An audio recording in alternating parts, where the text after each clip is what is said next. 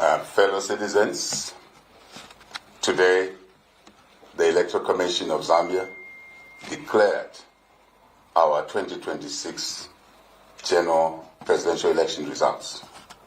We stand before you with profound humility and gratitude to accept the mandate that you have given us, yet to continue serving you, the people of Zambia. Our first words are that of thank you. Thank you very much to all of you for making a decision, this dramatic, historic decision, to allow us to continue serving you for another term of 5 years, God willing.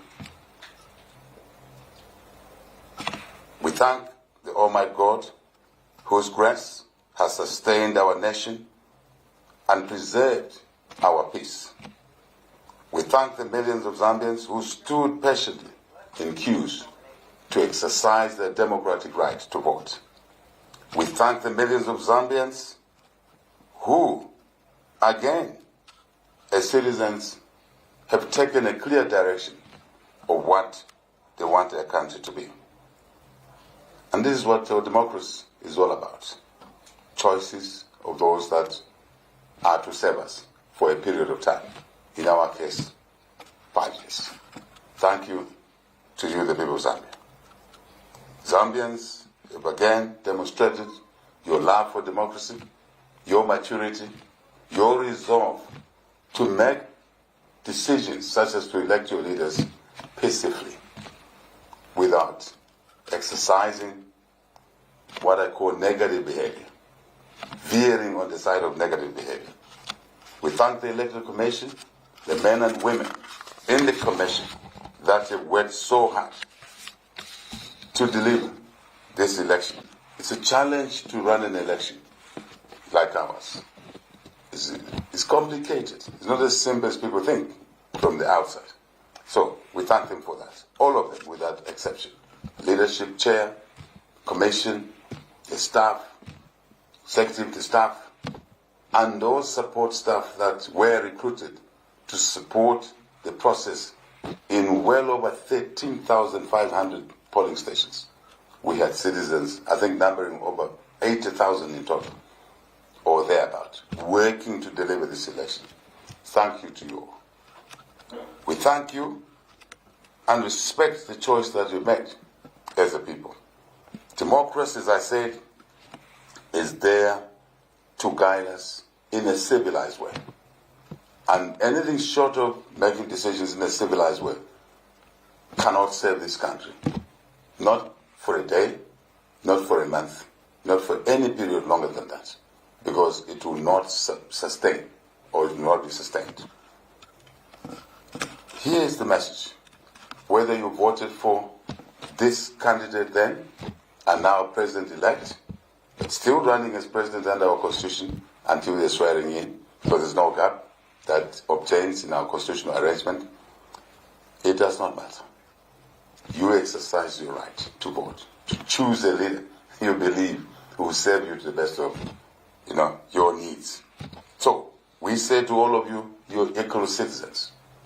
Those who voted for us, those who didn't, you're equal citizens. There's no discriminatory understanding of who voted and their favor. Those who didn't vote for us, they're not favored. The process allows us to elect leaders, yes, but once a leader is elected, you serve all of the people of Zambia fairly, equitably. And that's what we demonstrated that we're able to do after the 2021 elections. We delivered free education to all our citizens across board without choice or segregation. We have delivered CDF to build new classrooms, desks, water and sanitation, more teachers to help improve the pupil-teacher ratio, lower that, contrary to what it used to be years back, when a teacher may have to serve 150 pupils. Now the number is getting less and less as we continue to employ more teachers so that we can further improve the quality of education for all our children. But the most important thing is that our children have access to education, which they could not before. many of our children were out of school. How do we know that? Once we introduced the free education policy, following our promises before 2021, we saw incrementally up to 2.6 million children have come back to school, including those who were elderly and could not complete their school for whatever reasons, but the circumstances did not allow. Some could have been financial, some could have been maybe a girl child got pregnant at grade 9 or so, but we have allowed, our policy has allowed any citizen to return to school, young, middle-aged, or whatever age. This is important, fellow citizens. And you know what I've always said, education is the best investment, it's the best equalizer and inheritance. And it's happening in your country. So, may I say, 5 years ago, you entrusted us with this responsibility. And in many cases, we walked, majority of the cases, overwhelming cases, we walked the talk. I've just cited free education. I'll cite another example, debt restructuring. We committed to you that the debt mountain, the default which was occasioned by those who were in office before us, was choking us as a people, like a python around our necks, waist and legs. Well, we've been able to unwrap that python now. And we've created headroom, space, revenues, savings, $1.9 billion of savings per year from debt service. And that's the money we've been able to apply in free education, enhancing CDF, and sustaining even things that we had not offered initially, examination fees being now taken care of by the government, your government. This is how we see public office, to serve you better, without segregation, without exception. May I say that the decision you have made, or you made a few days ago, on the 13th of August, to re-elect us into office, is a serious show of confidence to us and our teams. And we don't take it for granted. We don't take it lightly. We take it very, very seriously. And our obligation is to return that favor by serving you and serving you better. Citizens, fellow citizens, we've come a long way. Just reflect where we were 5 years ago, how difficult it was 5 years ago, in many respects. It's not just those who are in jobs that we've had to deal with in terms of disposable incomes, improved by, enhanced by free education, social cash transfer, which has been increasing over years, cash for work. It is things sometimes we don't pay attention to, such as what? The bursary for secondary school boarding kids. Many parents couldn't afford that. So on top of free education, there's another subvention which ameliorates, if you like, reduces the cost obligation to the parents and leaves more disposable income in the hands of the household with a CDF-anchored boarding school fees at every constituency. Never done before in the history of our country. Always bursaries were centralized. Now we've decentralized them. What other relief? Bursaries, scholarships, call them anything, for skills training. Carpenters, those who may not have been able to go to college, to go to university, now they've had the opportunity to do carpentry work, to do metal work, to do bricklaying, to do plumbing, call it, name it. And now they have the opportunity to be given a contract to build a classroom block in their locality, in that constituency. That's how we understand amelioration of the cost of living. It's a myriad of these measures. And your government, this government, will continue doing so. But we also know that we can only do that if we continue to expand the economy, to grow the economy, to bring more investments, to attract more investments going forward. And indeed, the jobs will come out of there. What else? Business opportunities will come out of there. What else? Treasury income to complete the cycle. So we can cycle, so to say, not cycle, cycle. So we can look after the weak in society. Who are they? The young, through the education offerings, free education and attendant facilities. What else? The retirees, those that live with disabilities. In addition to us having provided for them the opportunity to get to Parliament after elections like this through the proportional representation aspect that we brought in through the legal reviews, reforms, constitutional and other secondary laws. It's an opportunity to now have more women in Parliament. It's an opportunity to have more youth in Parliament. 20 women, 15 youth in total, coming from different parties, depending on the election results. And 5 of our fellow citizens living with disabilities. This is what it's all about. That's what we understand public office to mean. And to reinforce, further embed the understanding where I come from, philosophical understanding, that those of us who seek public office and are elected, like what has happened, must always remember that national interest comes first. And personal interests are subservient to national interest. And when we do that, it will be always easy to make decisions. Sound, good decisions. National interest first, I repeat, personal interest subjected to national interest. And if we do it correctly, our personal interests will be taken care of. Because we are a nation first. That's extremely important to us. So I want to say to you, colleagues, that the next 5 years will focus on growth to deliver what I've just said. Growth through investments in different sectors for more jobs, more business opportunities, more treasury revenue. And then this becomes a cycle, call it anything. It comes in and out, and growth will ease even further the cost of living, which we understand. But you know, I've tried to explain today, fellow citizens, on how we've been working to put a package of measures, a myriad of measures, to ameliorate the cost of living. And you can count on us that we'll continue doing that over the years ahead.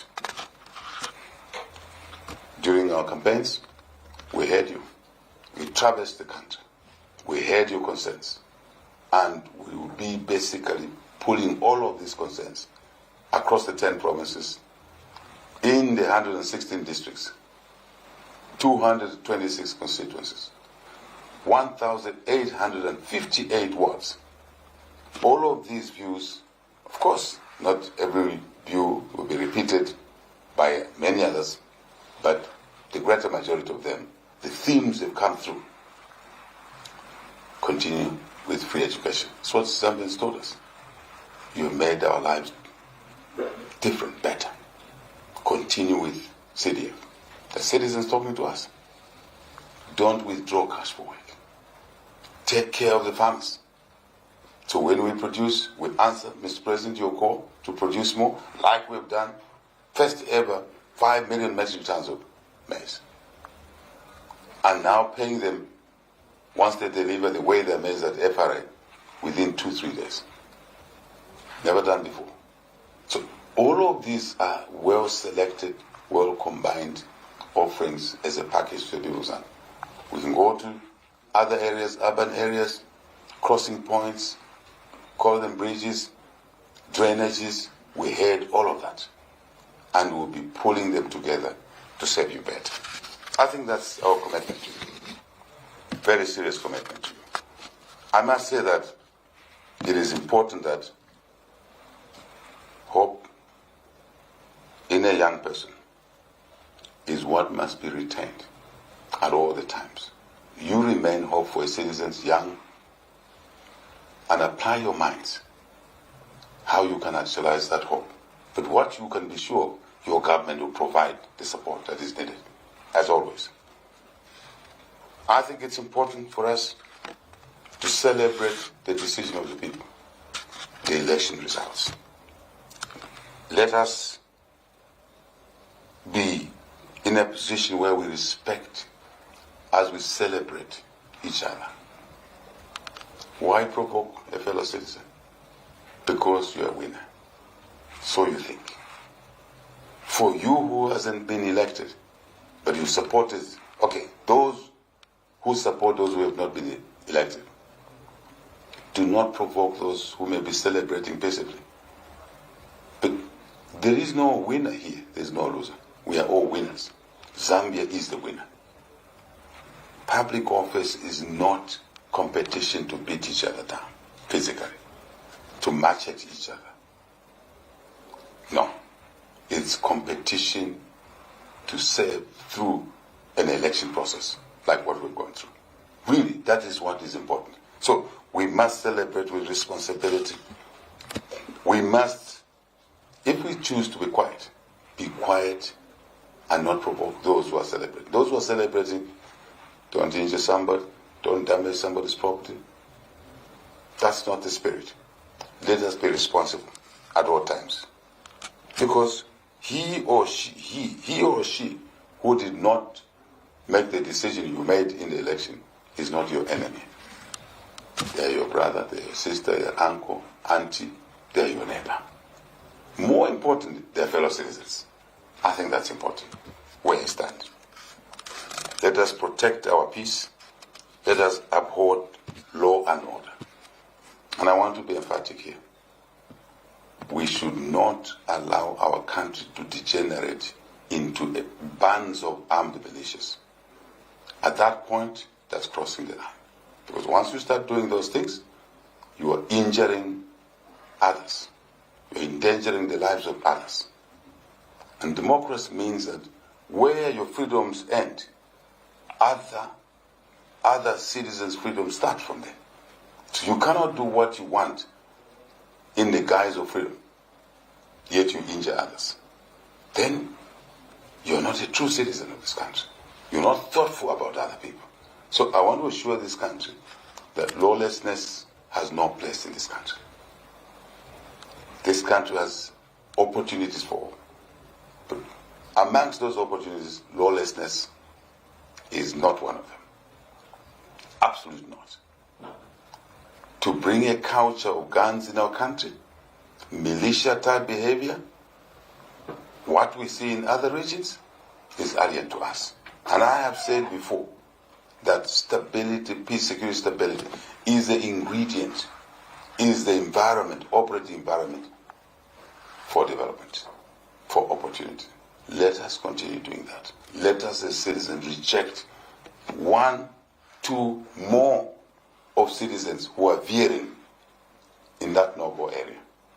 That's my message to the people of Zambia. But I can also assure you that your government will protect every citizen. That's the flip side of the coin. To save you, but also to protect you. That's our solemn duty embedded in our constitution, the Constitution of Zambia. We will defend the peace of our country. We will uphold its constitution. As I said, protect its people and safeguard our democracy. Allow our democracy to endure so others after us can inherit a society where opinions are respected. But even when we differ in opinions, they should never degenerate into fistfights or indeed gunfights. Very clear. There can be no development without peace. No enduring peace without justice. We also know that. Law and order. Rule of law. I touched on that. We must work harder. I want to emphasize this issue. As citizens, I observe the situation, circumstances out there, and I want to urge citizens to choose hard work than laziness. To be willing to take opportunities that come, to earn your life by working, to support your needs by working. Let's be a country of producers as well. We can't just be a country of traders. You've heard me say this over and over. We have to be a country of producers so we can provide food for our families, for the communities that may not be able to farm. But they are important because they are markets for those who produce. Production hard work is not only anchored in agriculture. I've heard people say, oh, HH wants all of us to be farmers. No. Factory workers, work hard. Teachers, work hard. Lecturers, work hard. Don't be the one that makes that kid fail an exam because you did not do your work. When I was offering nurses jobs along the way, during our campaign trail, I remember in one of the rallies I said, you are lucky you have a job. But let's agree that you not go to a ward and start playing with your phone when the patient is screaming in pain. I'm sure some of you remember that. That is a no-go area as well. You get an opportunity for a job, take it serious. Work hard. Save the patient. I remember even using the issue of fixing the drip properly. You fix the drip wrongly, it's painful, the patient is screaming, you go somewhere, sit in a chair, and you're on social media. Icona. That's not part of what we should be as citizens.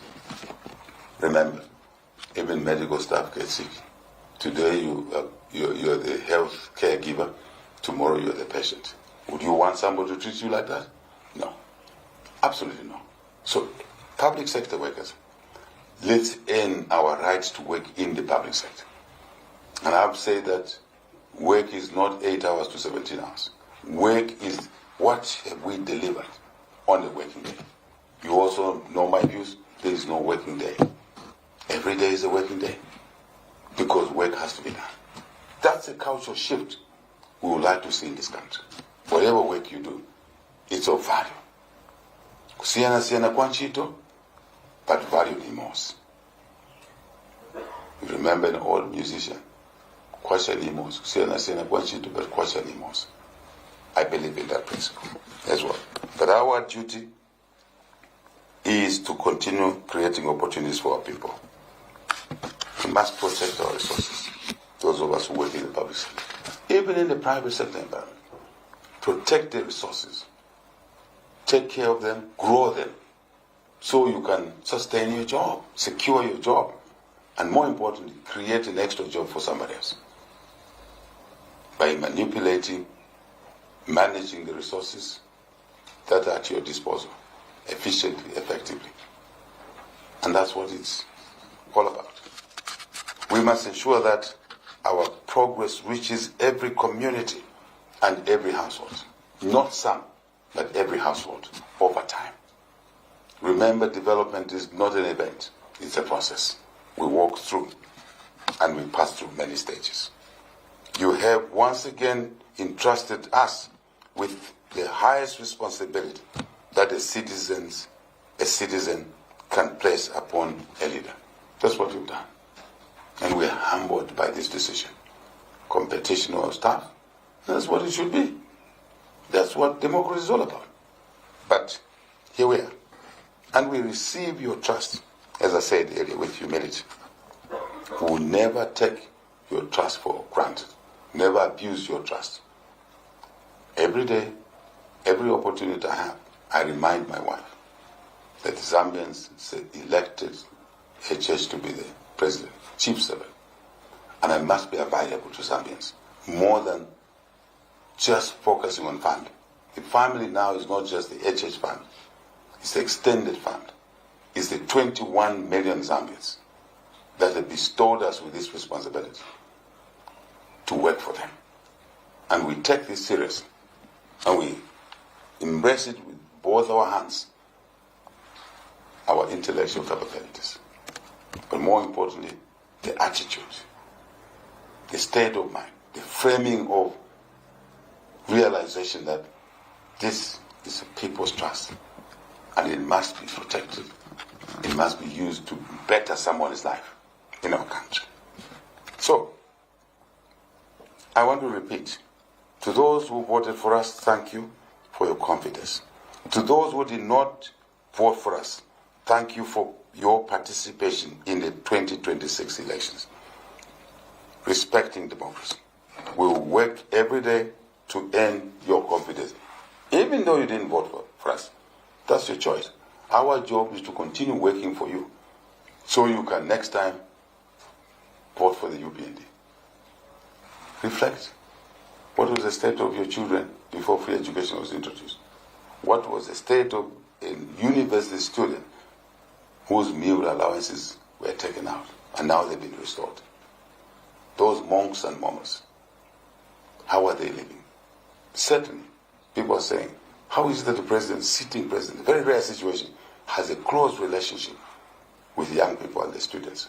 I believe it's the care, it's the love, it's the things that we've delivered for them which have changed their lives forever. You get education, your life has been changed forever. Use it properly. I think that's where this relationship is coming from.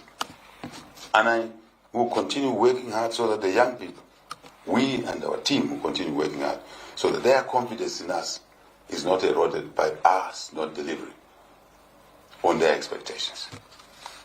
This is important. Social control is very important. I must say, from this moment on, we will continue the journey we have been on in the last 5 years. And Zambians, when they are not happy, they must say so to us. When they are happy, it's good if they say so. But even if they are not happy with something, in the last 5 years we've demonstrated that we don't resolve our unhappiness through street fights, through strikes at our workplaces, damaging property, damaging assets, the very assets which earns income for us, and salaries, so to say, in simple language. Let's protect the assets that are at our disposal so we can use them, and tomorrow those who are coming after us can use them. That's what I would ask. No winners, no losers. I've already said that. There's only one Zambia, one country, one destiny. Not two, but one destiny. Better lives for all. One Zambia, one nation, one people. That's what we are. I'll repeat that. One Zambia, one nation, one people. That's who we are. And we've endured with this spirit, even in great difficulties, droughts, some probably natural calamities, floods. We are always, and we should continue to be out for each other. We should be each other's keeper. And your government will always be there to close the gap, which only governments can close. And that's why governments are elected into office, to close those gaps that citizens, individual citizens, families may not be able to deal with. So, today, let us give thanks to God the Almighty for giving us good health, for keeping us alive, just to be alive, to breathe God's oxygen. Some go to bed the night before, they don't wake up the following day. We wake up. We should say thank you to God for allowing us to live on. As you know, He's the decider of our life. When He wants to take our lives, lives will go. But no human being must end someone's life prematurely. And I return to this malicious thing that is emerging in our country. You can't use the militias to seek public office, to acquire public office. Then you are looking for personal gain in public office, in the guise of serving the people. Actually, your interest to serve your interest. Your interest to serve your interest. It's English. Your interest to seek public office is not to serve the people, but your personal interest. So your interest is your interest, but disguising as seeking public office for people's interest. We should not do that. We should never say that is acceptable. It's a no-go area. And I'm happy Zambians are condemning this kind of stuff. It's alien to us. Absolutely alien to us. Let us pray that God continues to guide us as individuals, as families, as a nation. God should grant us wisdom to all the leaders at different levels. Family leaders, community leaders, church leaders, business leaders, civil society leaders, all of them. in public sector and private sector. We seek God's wisdom as we protect our people, as we keep our country peaceful, as we keep our country united, but more importantly, prosperous. That, in the inverse way, is what assures us of stability. The people can see opportunities in their lives.